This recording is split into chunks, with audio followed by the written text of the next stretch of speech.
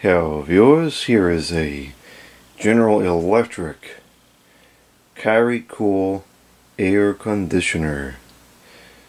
This probably dates back to sometime in the 80s, and as with most of the General Electric equipment, there are certainly some pretty bizarre design choices made in this machine. And I can only imagine what a nightmare this thing is going to be to service. It's got the hidden controls here, 2 fan speeds,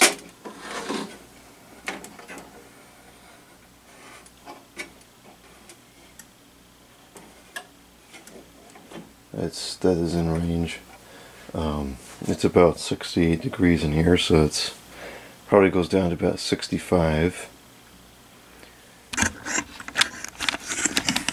The plastic on the inside is pretty heavily yellowed, although it doesn't really feel too brittle yet, which is interesting. Oddly enough, the plastic on the outside is not yellowed, which I would have expected the opposite.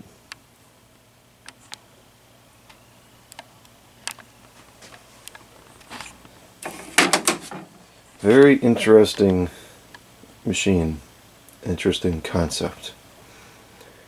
I wouldn't say it's lightweight by today's standards, but I think, compared to some of the other models at the time, especially those with reciprocating compressors, this is significantly lighter than those units. And when you pick it up with the handle, it's very balanced. Like, it doesn't tilt back or forward, so the weight is distributed very evenly throughout the machine. Let's see if I can get the cover off. I don't know how the covers come off on these things. I've never worked on one before. I don't know if it's just it feels like it's latched in on the top somewhere. There we go.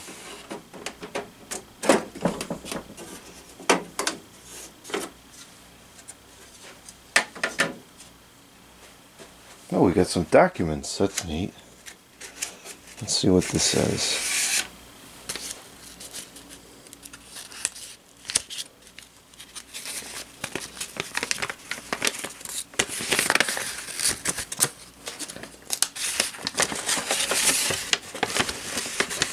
Schematic, so you can actually repair the thing if it breaks.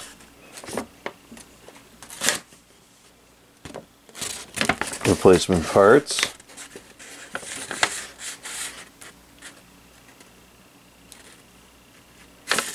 The temperature check data. So that's kind of neat. So we'll actually check it against what this says here. So we're going to expect the power draw to be somewhere around 4 to 5 because it's not warm in here, and the air output's going to be around 40 if it's working properly. That is really neat that that's in there.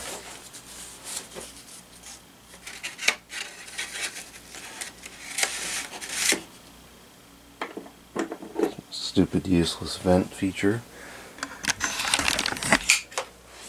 So it claims to be high efficiency. Now let's see here. It is potentially up to 6 amps at 5000 BTU. That's not too bad. The EER is 7.5, which is kind of low. It's not high efficiency at all. Not that I care, as long as it runs good. Got a 22. And let's see here. Do we have a date? 1983. Made in USA.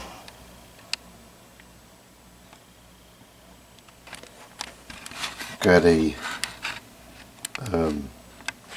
like a regular fan in there, not a blower wheel. And it looks like no filter was used because the dust is all on there. So this might be a pretty low hours unit, I think. And I'm just noticing now that there's like, it's not even screwed on there, so this is going to be fun to service, I can already tell. But I'm not surprised. I don't know what on earth these people at GE were thinking when they designed these things. I mean, they knew something because the stuff works good, but it's really, really strange design choices were made on these units. And most of the air conditioners over the years, even the ones sold in the 2000s, were a pain in the neck to service.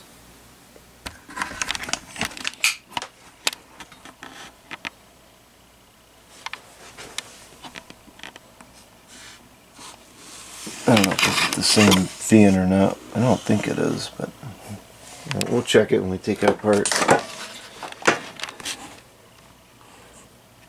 Of course, you can't really tell how dirty it is because all the dirt would be on the inside. But it doesn't look bad at all from the outside. Doesn't seem to be rusted at all, even at the bottom.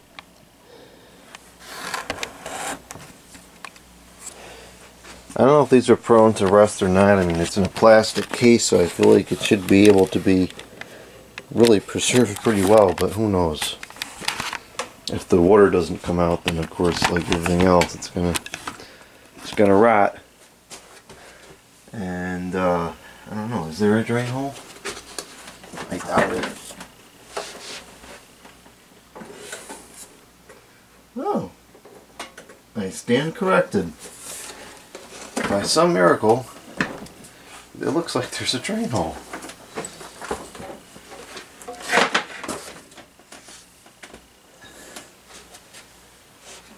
Huh. Look at that. There's a drain hole. Can it really be? Yep. Huh. What do you know? Now, I don't know if that's factory or not. Also, something, some kind of a leg here, I guess, to adjust the way it sits on the window. That's kind of cool. Drain hole. So, quite possibly, this is in pristine condition. Quite possibly.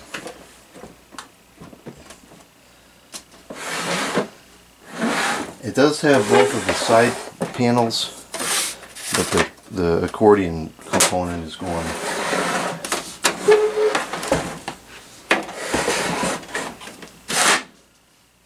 But if that's all that's wrong with it, say I made out pretty good. Alright, let's go ahead and plug this thing in. Plug is in decent shape still, and no real problems there.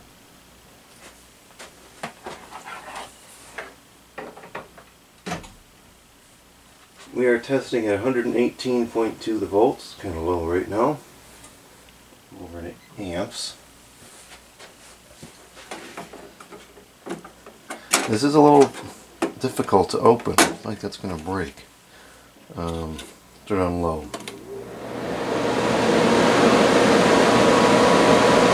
It's noisy, but it seems like most of the air is out the back. I mean, the noise is out the back. And it definitely is a much stronger fan. The air is barely moving on the inside, but it's moving pretty good on the outside here.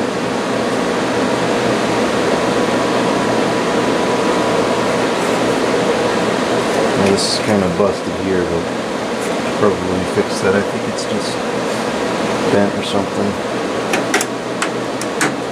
Yeah, I'll fix that. So that's 0.7 amps. Power factor of 0.96, so it's actually a PSC motor, 81 watts. That is 0.95 amps, 109 watts, a power factor of 0.97. I'm surprised. I was expecting it to be a straight-to-full motor. Even on high, the airflow is really kind of abysmal out the front here.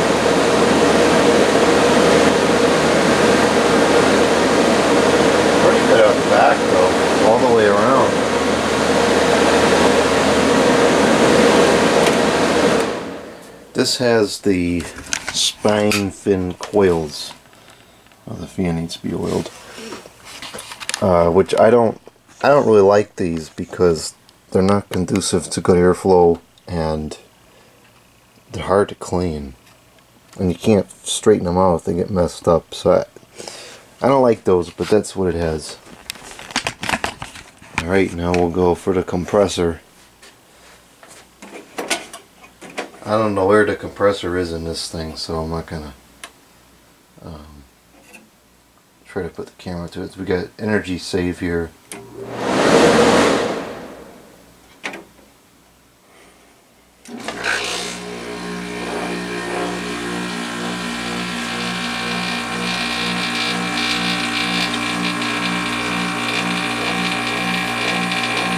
It's got gas in there.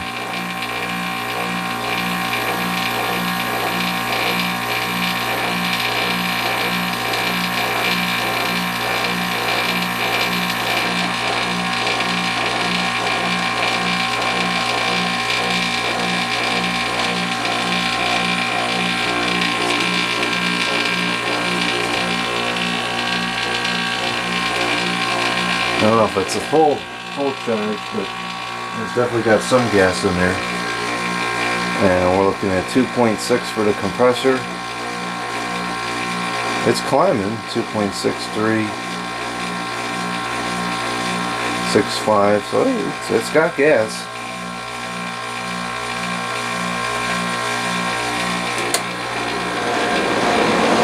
Oh, it's cold already. It's actually very cold.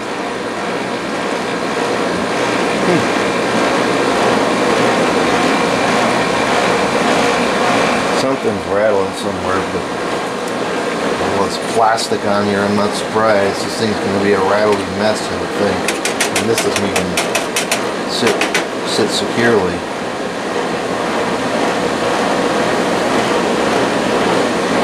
A little bit of heat coming out now. It's cold.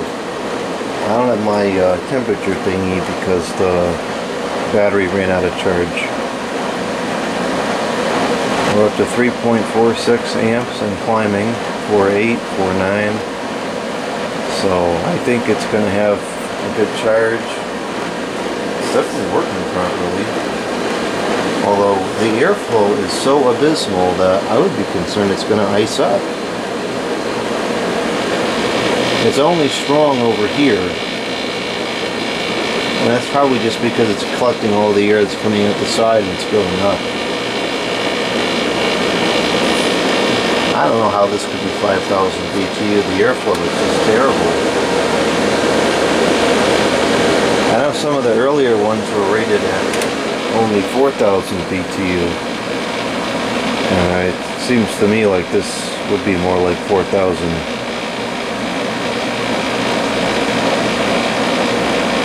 Well, who knows? I mean, the register is very big, and there's airflow across the whole thing, even though it's abysmal, so quite possibly it's just an illusion. You know, because the register has so much surface area. We're up to 3.93 amps, so we are now in range of the spec sheet, so that's good. And I don't know exactly how cold this is, but it does feel like it could be in the high 40s by now. It's pretty cold. Yeah, it's not bad at all. It's definitely working properly. And it charged up quick too. Getting some heat out the back now.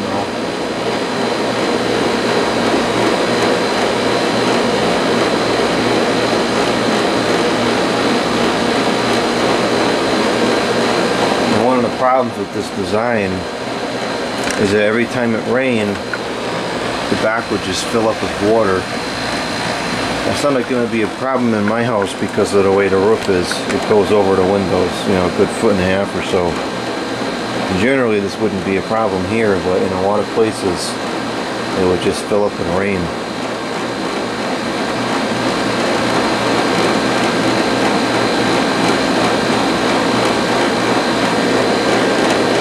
Yeah, that's very cold. Very cold. and up to 4.2 amps. So it's definitely got a full charge to it.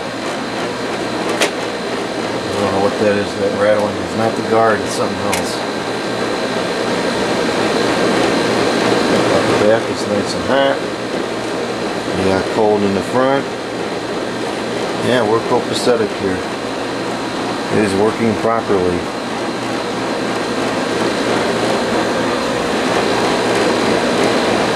Between the two, the power factor is 0.98.